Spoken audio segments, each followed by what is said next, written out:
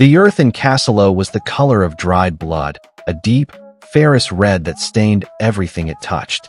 For 16-year-old Alan, it was not just earth, it was a layer cake of desperation and hope. Beneath the red lay the gray-black, or that held cobalt, the silent, metallic soul of the 21st century world.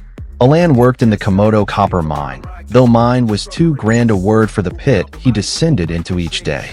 It was a chaotic, hand-dug crater, a buzzing anthill of men and boys. There was no machinery, only picks, shovels, and the relentless strength of human backs. The air was thick with red dust, a metallic taste that coated the tongue and filled the lungs with a slow, insidious poison. In his hands, he held a chunk of rock. It was unremarkable, yet he knew that across the ocean, in sterile laboratories in Shenzhen and California, this very rock was the key to a future of clean air and silent, electric cars. He was the world's battery, and he was dying of exhaustion. At night, in his family's single-room hut, the radio, powered by a small, cobalt-containing battery, would crackle to life. The voice of a journalist from Kinshasa spoke of geostrategic importance and the global energy transition. Alan's father, Papa Joseph, his hands gnarled and permanently stained, would listen with a grimace. The war in the East, the voice declared, will not end as long as Africa is a collection of fragments, each one picked off by the same old vultures in new suits. They sell guns to the warlords to create chaos, and then they buy the minerals from the chaos they created. We are not just mining cobalt. We are mining our own destruction. One day, a landslide in a nearby, unregulated pit swallowed 17 men. The news was a dull thud in the community, a tragedy so common it was met with a weary, resigned grief.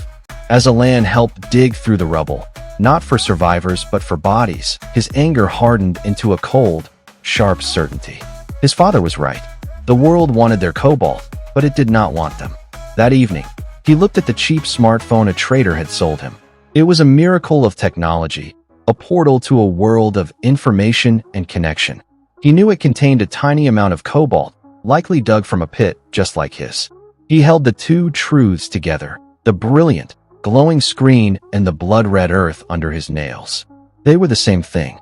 The world saw the DRC as a hole in the ground, a resource to be extracted. It did not see the families, the dreams, the broken backs. The green energy revolution, the promise of a saved planet, was being built on the back of a system that looked remarkably like the old colonial one, exploitative, brutal, and indifferent. Alan made a decision. He would not just be the battery. He would try to become the circuit. He began attending clandestine meetings with a small, grassroots union organizer. He learned to document the accidents, the paltry pay, the sickness. He used his phone not for games, but to record, to connect, to send evidence to the brave journalists in the city. The work was dangerous and progress was agonizingly slow. But for the first time, Alan felt a flicker of agency. He understood that the true power wasn't just in the cobalt itself, but in the hands that dug it up.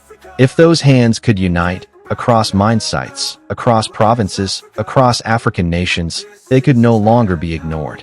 The world's thirst for power was insatiable.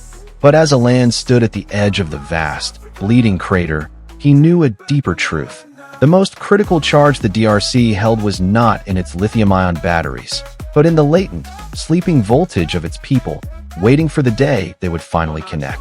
Don't forget to like, drop comments, share, repost, follow, or subscribe below. Thanks for watching.